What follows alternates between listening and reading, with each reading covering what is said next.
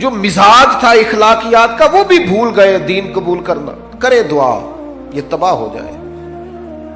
یہ میں تقریر کر رہا ہوں، آپ سن رہے ہیں، لیکن ایک ہمت کرو نا اپنی ذاتی دشمن کے لیے ایک دعا کر کے تو دیکھو بھلا. ایک ہمت کرے نا، یہ کئی دفعہ سنا ہے نا حضور دشمنوں کی ہدایت کی دعا کرتے، تو ایک ہمت کرے نا کسی ایک ذاتی دشمن کے لیے جو ذات کا دشمن ہے، نظریے کا نہیں، اس کے لیے کر کے دیکھو نا ایک دعا بھلا. یہ ہمت کرو، یہ بھی تو حضور کا طریقہ ہے نا.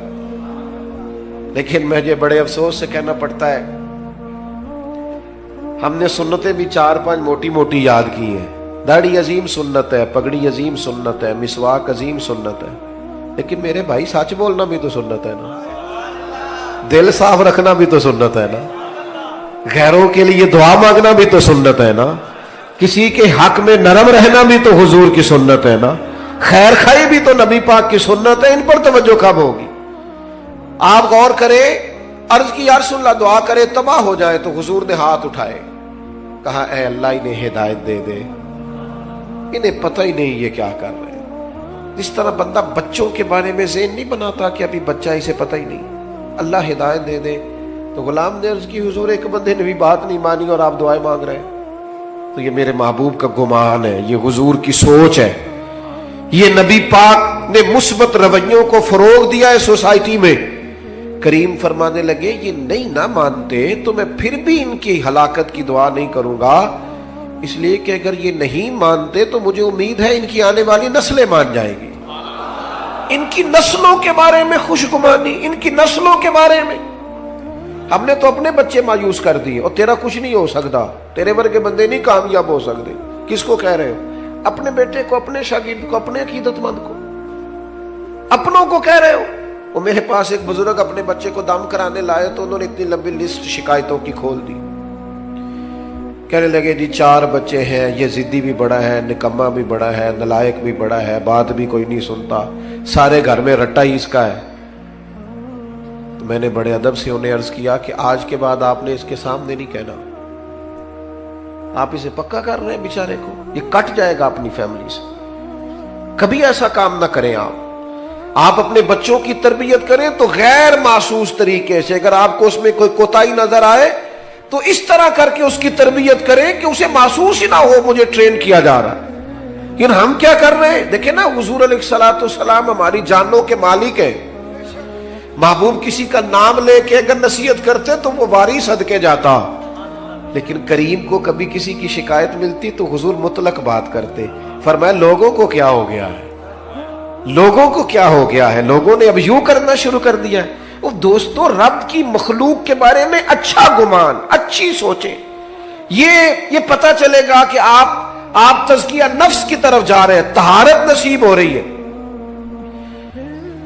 میں نے اپنی زندگی میں اکثر لوگوں کو دیکھا ہے کہ انہوں نے اگر چاہا ہے تو بہت سارے لوگوں کے حق میں رائے عامہ ہموار کر دی ہے. اگر انہوں نے چاہا ہے، کسی شخص نے جا کے کہا جناب آج فلاں شیخ کے مل کے آیا ہوں، تقریر سن کے آیا ہوں، کیا بات ہے، بڑا لطف آیا ہے، کیا بات. لیکن اب وہ بدگمانی پیدا کرنی ہے نا، فوراً ایک بات چھوڑیں گے، او تے ساری گلا ٹھیک نے، ہنسے نہیں سن ذرا صحیح کر کے. یہ طریقہ اس طرح کا نہیں. بیٹھے ٹھیک، بھائی وہ انسان ہے، 99 خوبیاں نظر آئی ہیں، بحیثیت انسان بھی 1-2 رہ جاتی ہیں. تھوڑی گنجائش تو دے اللہ، اچھا گمان تو، اور پھر اس کا ابلاغ کریں گے، ہلکا ہلکا دوسرے کو بتائیں گے. وہ تو نے دیکھا کیسے بات کر رہا تھا، وہ تو نے دیکھا آنا جانا کیسا تھا، وہ تو نے غور کیا ہے اس کا. وہ میں جیسا کہ میں نے عرض کیا ہے 6-7 جگہوں پہ جانے کا موقع ملتا ہے. اب مجھے کوئی شخص روک رہا ہے اگر باہر کہ آپ رکیں، تو جہاں آگے پہنچنا ہے وہ یہ تو پوچھ ہی نہیں رہا کہ آپ نکلے ہیں کہ نہیں نکلے، وہ کہہ رہے ہیں پہنچے کتنے ہو. اچھا وہ یہ بھی کہہ رہے ہیں پہنچے کہاں، اور بلا کے چاہے بٹھا دے. اس وقت اتنا مشکل کیا ہوتا ہے، پہنچے نہیں آپ، لیٹ ہو گئے، پریشان ہے. اور پھر ہر 10 منٹ کے بعد کہتے ہیں بلا تاخیر، ہر 10 منٹ کے بعد کہتے ہیں. رات 1 بھی بج جائے تو نقیب محفل نے یہی کہنا ہے بلا تاخیر، کیونکہ اس بیچارے رٹا یہی لگایا ہوا اللہ ماشاءاللہ. تو اب وہ میں جا رہا ہوں، لوگ ملنا چاہ رہے ہیں، میں بڑی تکلیف بعض اوقات محسوس کرتا ہوں کہ یار ان لوگوں سے مل لیتا، لیکن وہ دیکھنے والا اچھا گمان کرنا اس کے لیے مشکل ہو جاتا ہے کہ یار یہ کھڑا کیوں نہیں ہوا، اسے رکنا چاہیے تھا. لیکن وہ اس مشکل کو نہیں سمجھتا کہ جناب کس طرح اچھا گمان جب آپ سوسائٹی میں کرتے ہیں پھر اس کا ابلاغ بھی ہوتا ہے. حضرت بشر حافی رحمت اللہ علیہ بغداد کی جامع مسجد میں جمعہ پڑھتے تھے. کوئی انہوں نے دنیا داری نہیں بنائی تھی. جس آدمی نے جوتے نہ خریدے ہوں پہننے کے لیے اس کا کسی سے کیا رٹا ہوگا، لیکن مخلوق تو فنکار ہے اس درجہ کے پل بھر میں. سنگے در کعبہ سے بھی اسنام تراشے، تم کون ہو کیا چیز ہے داغے کبابی. لوگوں نے تو مریم پہ بھی الزام تراشا.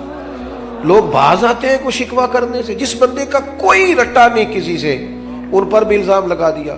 شکوہ شروع ہو گیا، بدگمانی. کیا ہوا جی؟ ایک تاجر کہنے لگا جی بابا صرف جمعے والے دن فرض ہی پڑھتا ہے، باقی نماز ہی نہیں پڑھتا مسجد میں. یہ مسجد کے امام پر بعض لوگ بڑی سختی کرتے ہیں، کہتے ہیں عصر کی پہلی 4 سنتے نہیں پڑھتا. تو میں نے کہا ضروری ہوتی تو اللہ رسول فرض کرتے، آپ کیوں کر رہے ہیں؟ جس چیز کو اللہ رسول نے ضروری قرار نہیں دیا آپ کیوں دے رہے ہیں؟ تو کہا جناب حضرت بشر حافی صرف فرض جماعت سے پڑھتے ہیں. اور اس نے یہ بات کئی لوگوں سے کی کہ دیکھو یار یہ درویش بنے پھرتے ہیں، بڑے پیر ہیں، اور یہ صرف فرض پڑھ کے نکل جاتے ہیں مسجد سے. بہت سارے لوگوں نے سمجھایا کہ یار تمہیں ایسا نہیں کرنا چاہیے.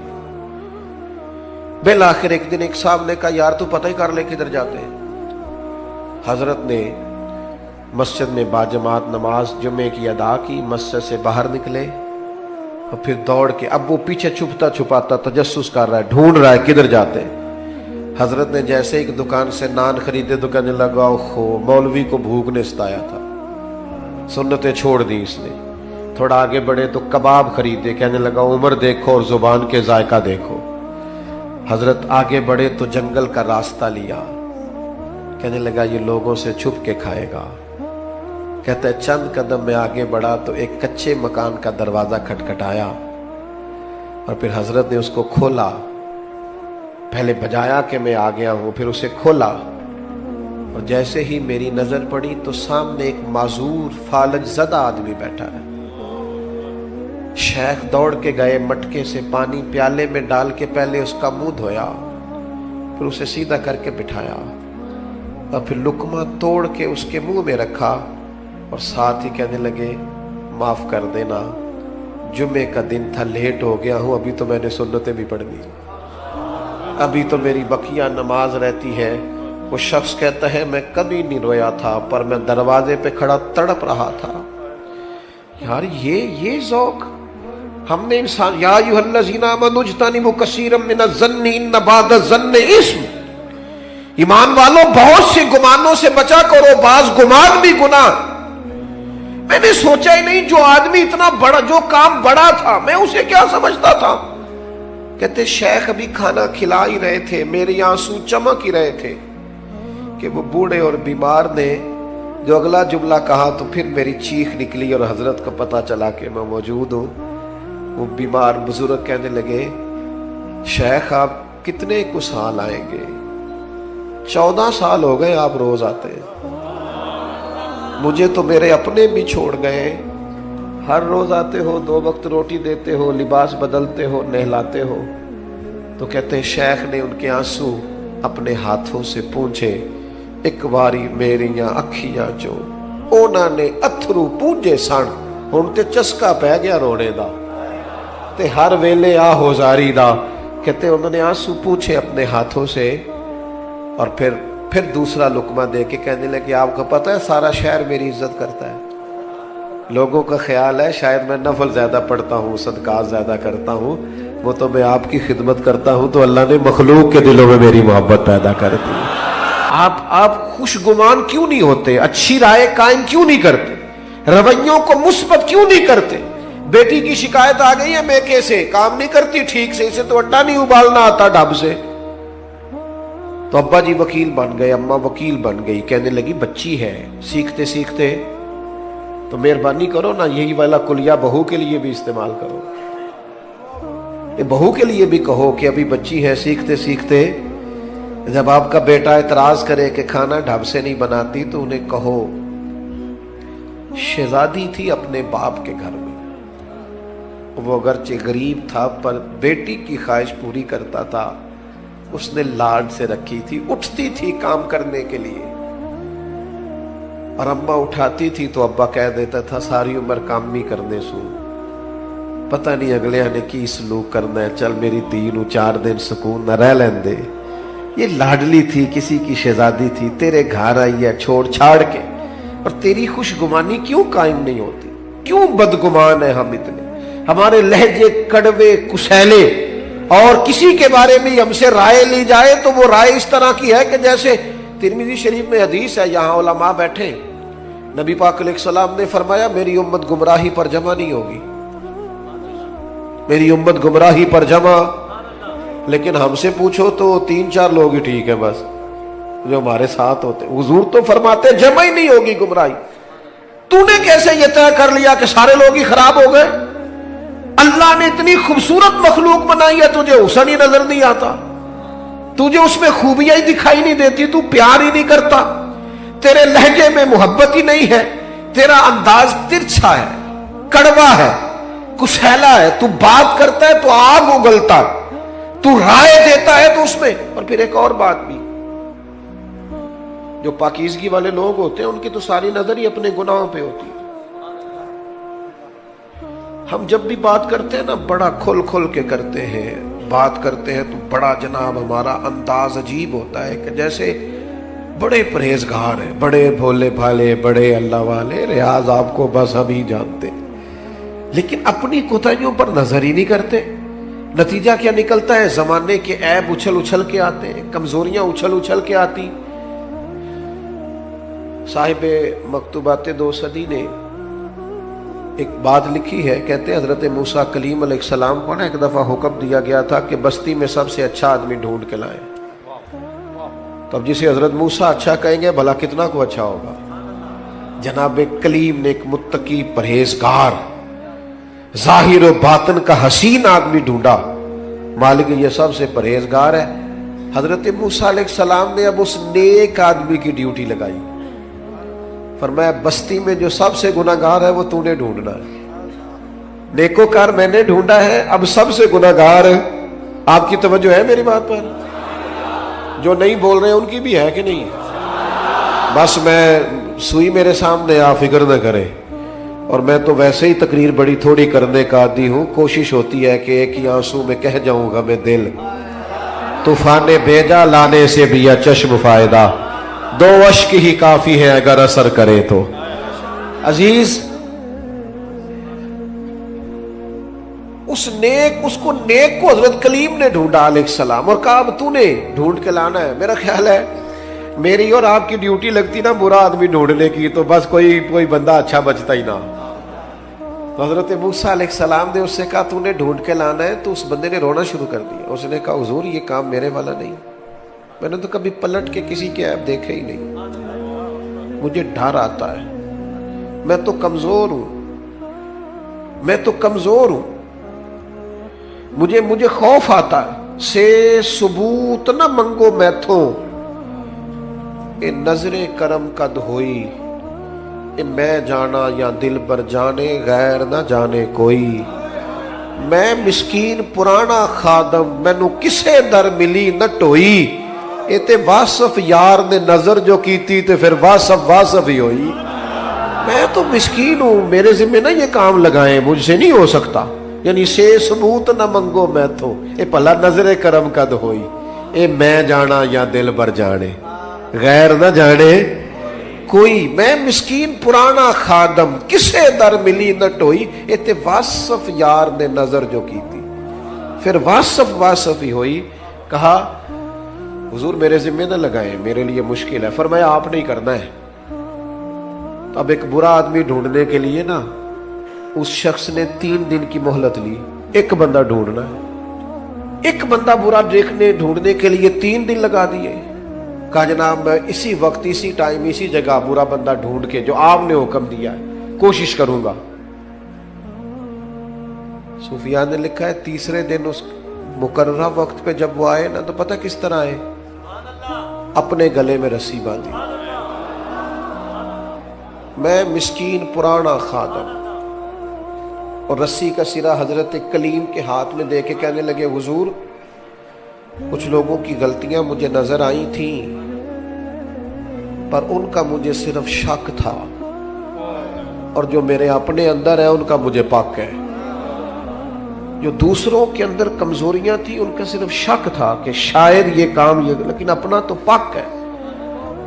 لہذا اس بستی میں سب سے بڑا مجرم میں ہی ہوں، بتائیں نا بھلا رب کیسے راضی ہوگا، بتائیں بھلا وہ مجھے کیسے معاف کرے گا، خطاؤں کے درگزر کے لیے کیا پڑھوں تو کریم کرم کرے گا۔ حضرت موسیٰ نے سینے سے لگا کے فرمایا یہی تو تیری عاجزی ہے جس کے سبب سے اللہ نے سب پر درجہ عطا فرمایا، یہی تو تیرا مقام۔ میرے سنگیوں، میرے دوستوں، ماں باپ جو ہوتے ہیں نا، ماں باپ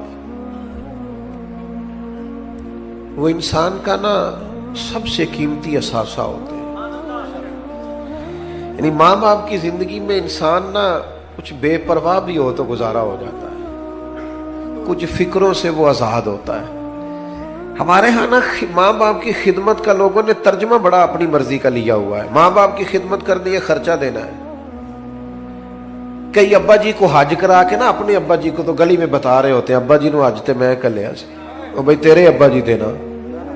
ایک ختم شریف پہ میں اصالِ ثواب کی محفل میں حاضر تھا، تو وہ اپنے علامہ صاحب کو کہہ رہے تھے کہ 50,000 ابا جی کی طرف سے مسجد میں دے رہے ہیں، اعلان کر دیں۔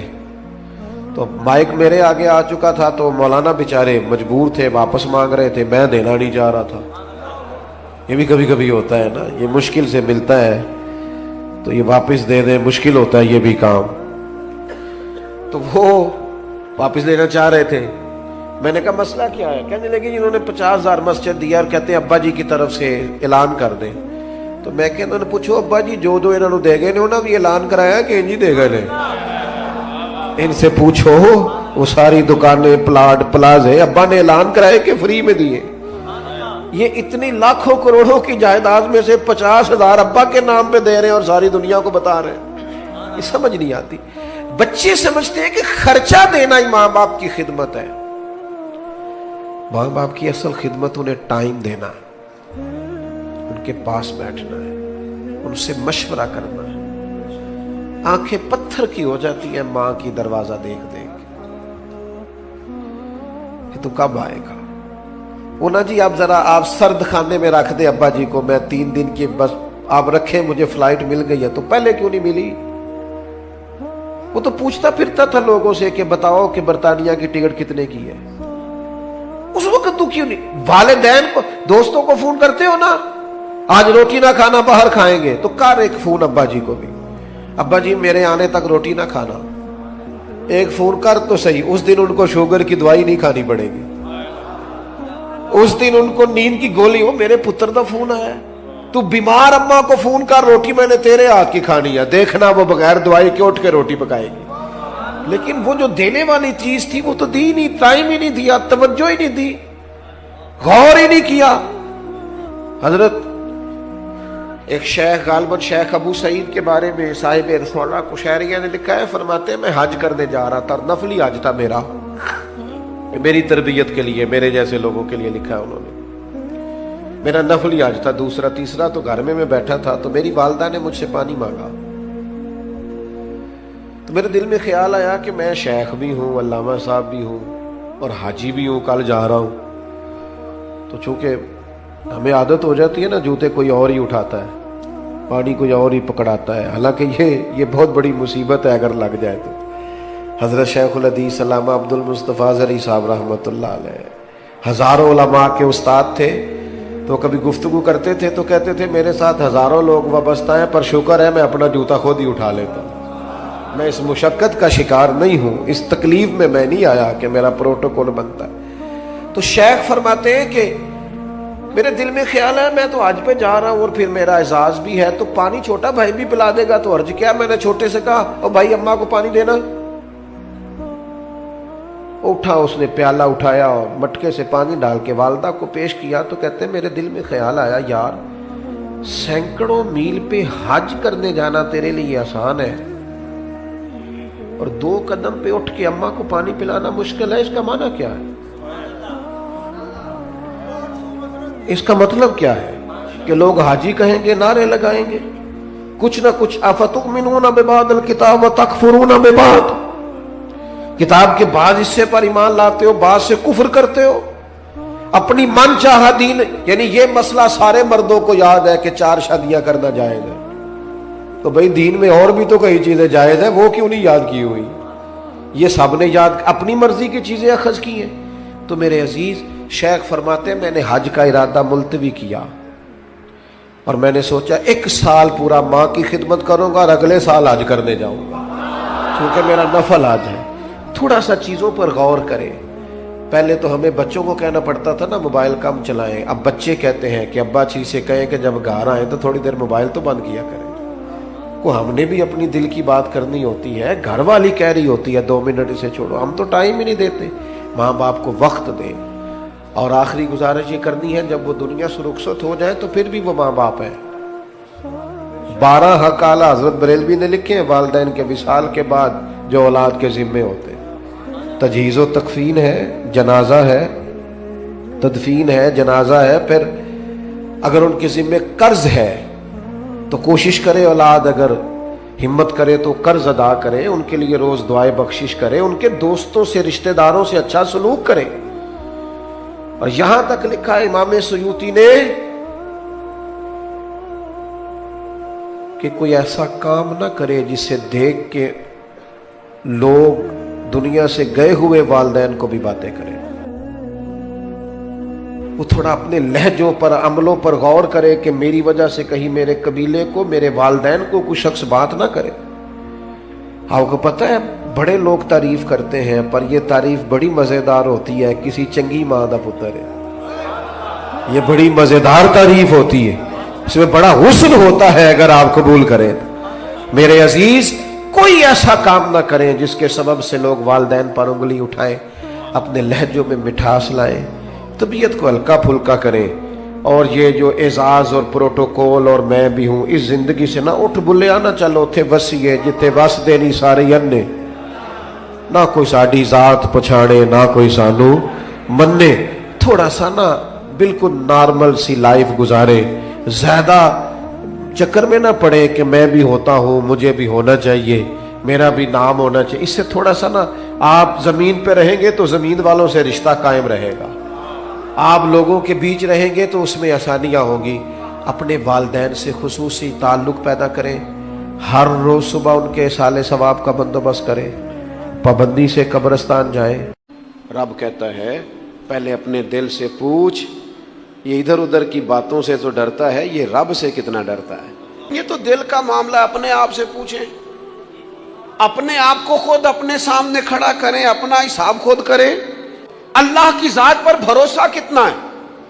اپنے سے کبھی کبھی سوال و جواب کریں، اپنے سے گفتگو کریں. پر کیا کریں، ہم ساری زندگی اپنا دنیاوی معیار ہی ٹھیک کرتے رہے، اپنے پیسوں کا حساب ہی لگاتے رہے، گھر مکان گاڑی سٹیٹس آنا جانا سلام دعا کتنی ہے. یہ ساری چیزیں جن لوگوں کی مضبوط ہیں نیند ان کی کچی ہے. دنیاوی سٹیٹس جتنا لوگوں کا مضبوط ہے سوچیں ان کی ٹوٹی ہوئی ہیں، نظریات بکھرے ہوئے ہیں، لفظوں اور جملوں میں کمزوری ہے، باتیں جو ہیں وہ محسوس ہوتا ہے کہ ابھی تک یہ بندہ اطمینان ہی نہیں حاصل کر سکا زندگی میں، ابھی تک کوئی گفتگو پکی نہیں، کسی بات میں وزن نہیں، کسی جگہ ٹھہراؤ نہیں. لوگ کسی بندے کا دل توڑ کے اس کی عزت اتار کے اسے پریشان کر کے جھڑک کے کہتے ہیں آیا تھا بندہ سنائی ہے میں نے 4. وہ تو نے گناہ کر کے اب تو بتا رہا ہے، کسی کو ڈانٹ ڈپٹ کے دل توڑ کے کہانیاں سنا رہا ہے، چلاکیاں کر کے اور تیزیاں دکھا کے. یہ تو بندہ مومن کی شان نہیں ہے. میرے کریم نے تو فرمایا نیکی تجھے سکون دے، اور جب تو گناہ کر کے غمگین ہو تو اس کا مطلب ہے تم مومن ہو. تو فوراً عرض کی یا رسول اللہ پھر بتا دے گناہ کیا ہوتا ہے. تو حضور فرمانے لگے جو چیز تیرے دل میں کھٹکے وہی تو گناہ ہے. وہ جو چبھ رہی ہے نا، مومن کے دل میں غلطی چبھتی ہے، کھٹکتی ہے، اسے پریشان کرتی ہے یہ غلطی. اگر وہ چبھتی ہے تو پھر اس کا مطلب ہے وہ گناہ ہے. آج کل نا لوگوں نے گناہ کو گناہ سمجھنا چھوڑ دیا. کسی نے کہا تھا جنوں کا نام خرد رکھ دیا, خرد کا جنوں. جو چاہے آپ کا حسن کرشمہ ساز کرے, آپ جو چاہیں نام رکھیں, جو آپ کی طبیعت آئے آپ وہ کام کریں, آپ اپنی مرضی سے نیکی اور بدی کا معیار قائم کر لیں, یہ ٹھیک نہیں ہے. اللہ کے رسول صلی اللہ تعالی علیہ وسلم نے جو آئینہ ایک بندہ مومن کے لیے بنایا ہے, اس آئینے کو ہمیشہ برقرار رکھا جائے. بندہ مومن کا مقام سب سے پہلے اسے خود پتا ہونا چاہیے کہ میرا توکل کتنا مضبوط ہے. اسے خود پتا ہونا چاہیے. مجھے نہیں پتا آپ میں سے فجر کس کس نے پڑھی ہے, مجھے تو اپنا پتا ہے. یہ ہمیں خود پتا ہونا چاہیے کہ ہمارا معیار کیا ہے نماز کے معاملے. میں نہیں جانتا آپ کی جیبوں میں کتنا ہے اور آپ کتنا اللہ کی راہ میں خرچ کرتے ہیں. پتہ ہے نبی پاک علیہ السلام کے صحابہ کا سٹیٹس کیا تھا, معیار کیا تھا رب سے ڈرنے کا. دو چیزیں ایمان کو مضبوط کرتی ہیں, ایک رب سے ڈرنا, ایک اس کی رحمت کی امید رکھنا. اللہ تعالیٰ کی رحمت کی امید بھی رج کے رکھنی ہے, اور اس سے ڈرنا ہے تو پھر بھی ذرا صحیح کر کے ڈرنا ہے. کچا پکا نہیں ڈرنا. ڈرنے کی کہانی نہیں بنانی کہ ہو جی اللہ سے ڈر لگتا ہے, وہ ڈرنا ہے. اس ڈرنے سے مطلب ہو کہ اعمال سنورے, اخلاق کردار کے معاملے میں انسان مضبوط ہو جائے, دیانتدار ہو جائے, سچائی والا ہو جائے, صبر و تحمل والا ہو جائے. امید بھی رج کے رکھنی ہے, ڈرنا بھی رج کے ہے. ایک بات ہے سیدنا عمر کی, شیر کی باتیں شیروں جیسی. حضرت فاروق اعظم کی ایک بات اس مضمون پر بڑی طاقتور ہے. حضرت عمر فرمایا کرتے تھے مجھے اپنے رب کی رحمت سے امید اتنی ہے کہ نبیوں رسولوں پیغمبروں کے بعد اگر یہ اعلان ہوا نا کہ ساری دنیا کے لیے فیصلہ اور ہے, ایک بندہ صرف جنت میں جائے گا, تو حضرت عمر کہتے ہیں مجھے پکا یقین ہے رب بڑا مہربان ہے, عمر کو جنت دے گا. یہ میری امید ہے اپنے مالک سے, وہ بڑا کریم ہے, مجھے پتا ہے میرے اوپر بڑی رحمت کرتا ہے, مجھ سے میرا مالک بڑا پیار کرتا ہے. اس نے کہنا چل تو کمزور ہے سب سے, تو جنت میں جانا. فرمایا جو بغیر حساب کے ایک جنت میں جائے گا, لگتا ہے میرے اوپر کرم کرے گا میں جاؤں گا. لیکن حضرت عمر کہتے ہیں مجھے ڈر اتنا لگتا ہے, اس لیے کہ جتنا کریم ہے نا اتنا بے نیاز بھی ہے. تے بے پرواہ نال یاری لا کے پیندے نے دکھ سہنے. کہتے ہیں اس کی بے پرواہی سے اتنا ڈرتا ہوں کہ اگر قیامت میں اعلان ہوا نا سب جنت میں چلے گئے, ایک رکے اس کا حساب سخت ہے, اس سے باز پرس کرنی ہے, استفسار کرنا ہے, ایک رکے. تو حضرت عمر کہتے ہیں مجھے ڈر لگتا ہے کہ وہ بندہ میں ہی ہوں گا جسے روک لیا جائے گا کہ تو ٹھہر پہلے تیرا حساب لمبا ہے. امید بھی رج کے اور خوف بھی رج کے. کچھ لوگ صرف خوف کا شکار ہیں, وہ بھی ٹھیک نہیں. کچھ نری امید ہی امید کی بات کرتے ہیں, ڈرتے نہیں. الایمان بین الخوف والرجاء, ایمان خوف اور امید کی درمیانی کیفیت کا نام. اپنے آپ کو دیکھیں, اپنے اوپر غور کریں, اپنے دل کا معیار چیک کریں. بندہ مومن کی کچھ علامتیں ہوتی ہیں, اس کی کچھ شانیں ہوتی ہیں, ان شانوں پر غور کریں. ہم نا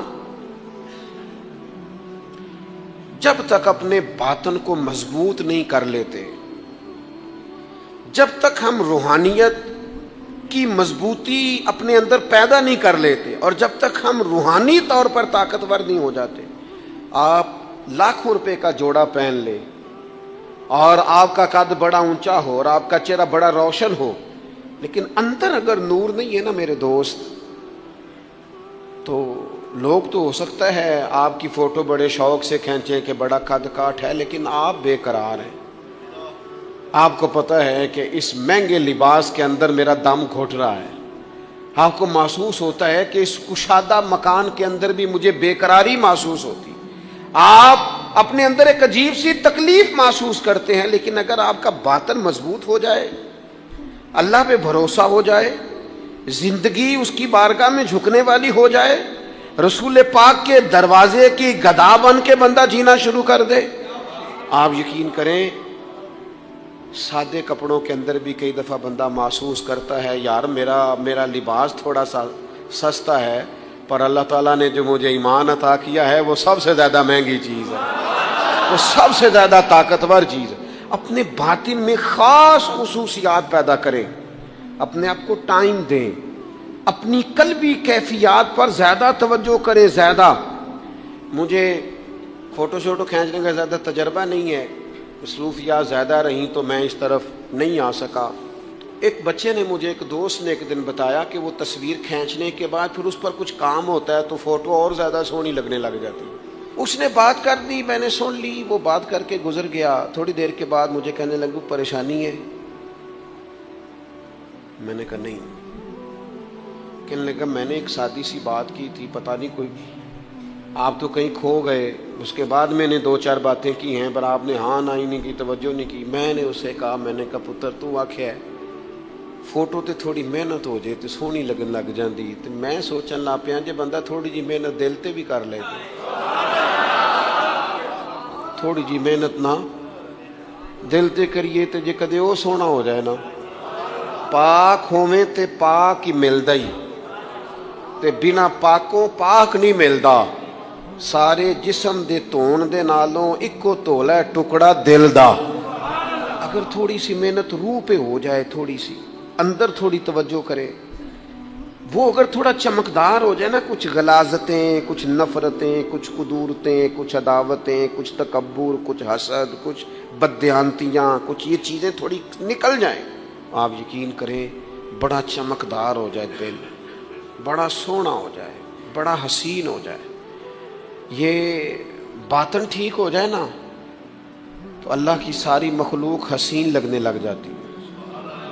बंदे को ना कुछ अजीब सी कैफियत से अल्लाह माला माल करता है।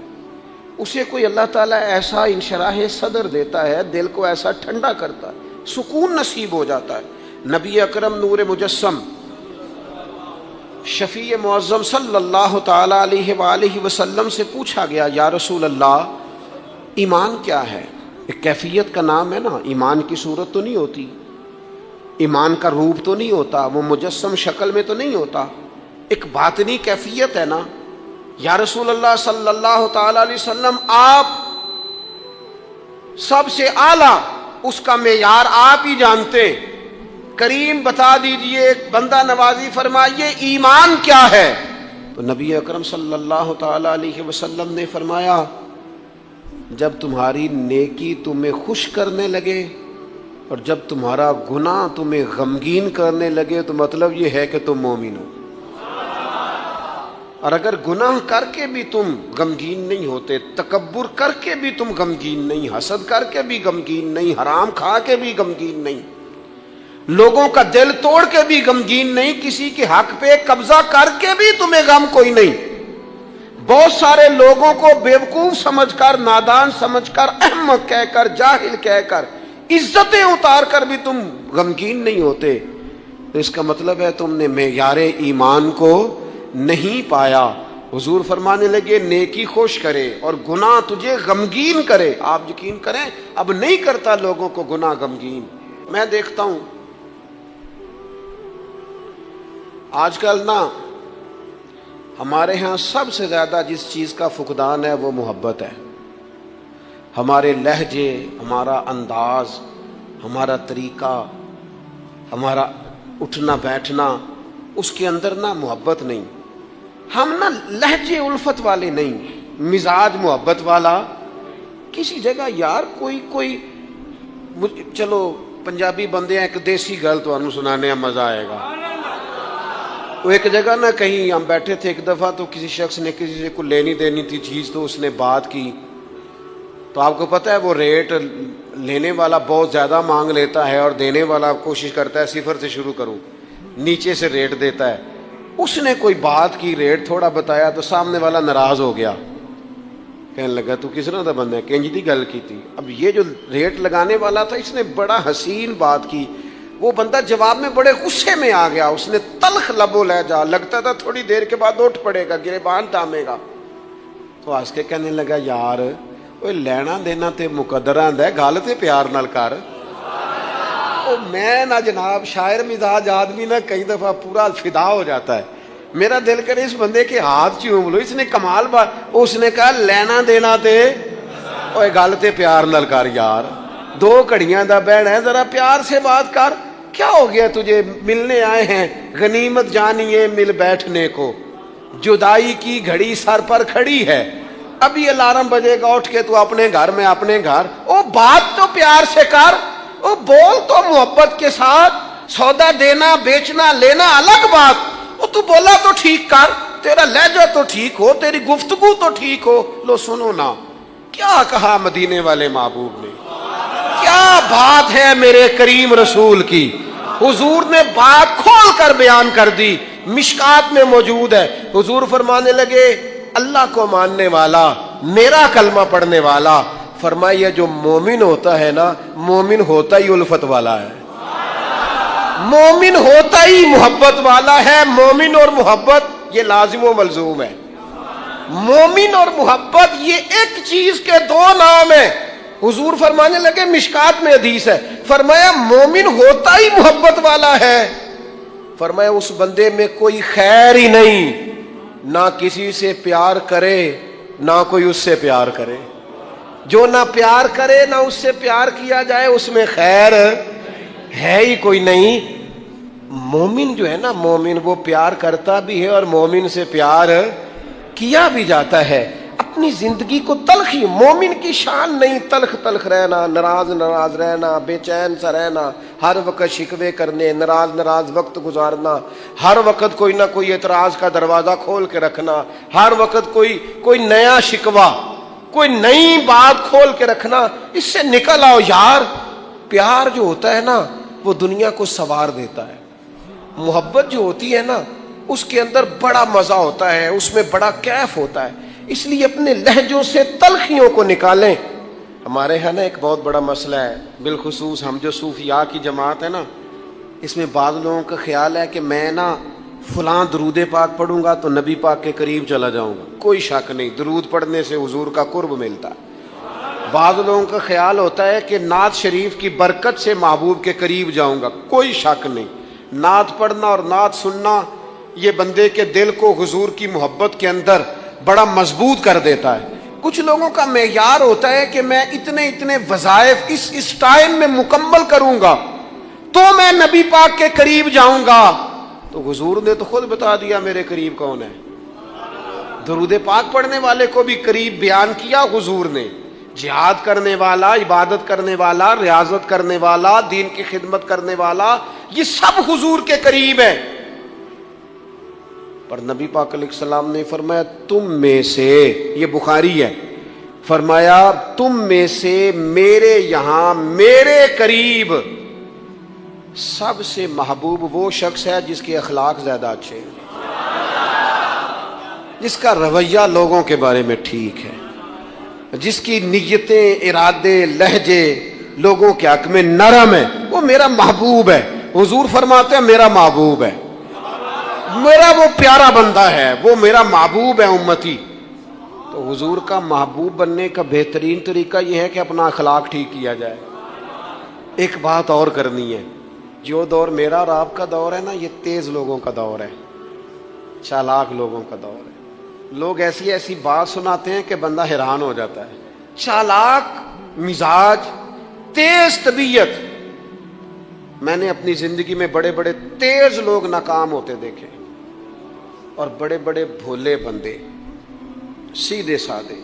لیکن ان لوگوں کو اللہ تعالیٰ نے اتنا نوازا ہے, اتنا کرم فرمایا ہے. لو سنو, ترمذی ہے, نبی اکرم صلی اللہ تعالی علیہ وسلم نے فرمایا جو مومن ہوتا ہے نا وہ بھولا بھالا ہوتا ہے اور شرافت والا ہوتا ہے. بلکہ ایک حدیث میں تو حضور فرماتے ہیں مومن اتنا بھولا ہوتا ہے کہ سامنے والا اسے بیوقوف سمجھنے لگ جاتا ہے. اس کا خیال ہوتا ہے اسے تو عقل ہی کوئی نہیں. مومن بھولا بھالا. اور ایک حدیث میں یہ بھی لفظ ہیں کہ جنت میں اکثر بھولے بھالے لوگ جائیں گے.